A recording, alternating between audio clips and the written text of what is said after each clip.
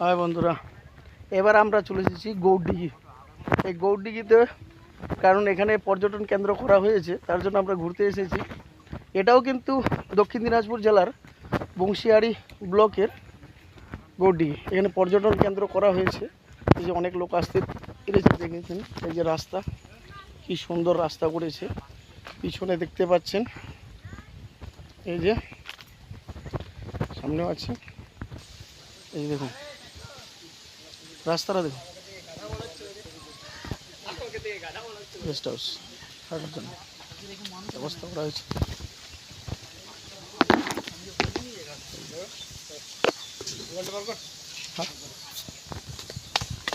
এই যে আমরা উপরে উঠে গেছি এখন।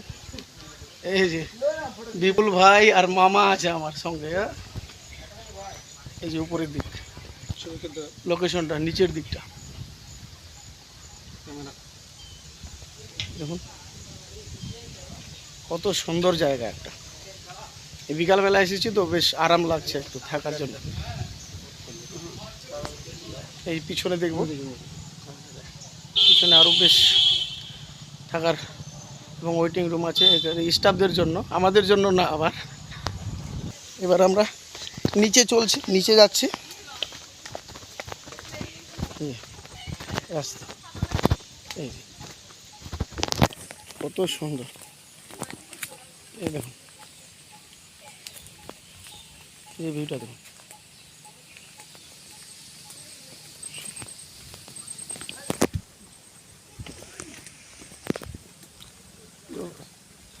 কি সুন্দর পরিবেশ, শান্তশিষ্ট পরিবেশ। মহাদেব এদিকে দেখা। টয়লেটের ব্যবস্থা আছে। এই যে টয়লেট, শৌচাগার, শৌচাগার বললে ভুল হবে, শৌচালয়। এই যে শৌচালয়ের ব্যবস্থা আছে, সব রকমের ব্যবস্থা আছে এখানে। এই যে দেখুন লেবুর বাগানও করা আছে। আবার এখানে লেবুগুলোর সাইজ কি, এই যে উপরে দেখতে পাচ্ছেন, এই বড় বড় সাইজের লেবু আছে এখানে।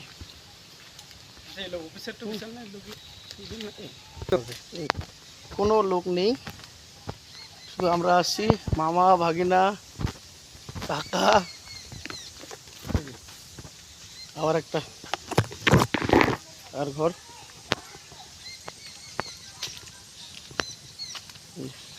পুরো এদিকে ফাঁকা জায়গা, এদিকে আর কোনো ঘোরার মতো জায়গা নেই, ফাঁকা জায়গা আছে।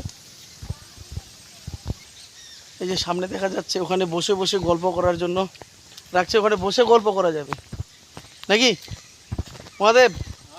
বসে গল্প করা যাবে তো? এগুলোতে বসে বসে গল্প করা যায়, সুন্দর জায়গা করেছে। বৃষ্টি পড়লেও কোনো অসুবিধা নেই, রৌদ্র করলেও কোনো অসুবিধা নেই। বৃষ্টি মাথার উপর দিয়ে চলে যাবে, কেউ বুঝতেও পারবে না। এই যে দেখুন ভিতরে কারুকার্যটা কীভাবে করানো হয়েছে, এই যে এত সুন্দর করেছে। এই যে বসার সিটও করে দিয়েছে। এই যে, তো যাই হোক, ভিডিওটা এই পর্যন্ত থাকলো। সবাই লাইক, কমেন্ট, শেয়ার অবশ্যই করবেন এবং সাবস্ক্রাইব করতে ভুলবেন না কিন্তু।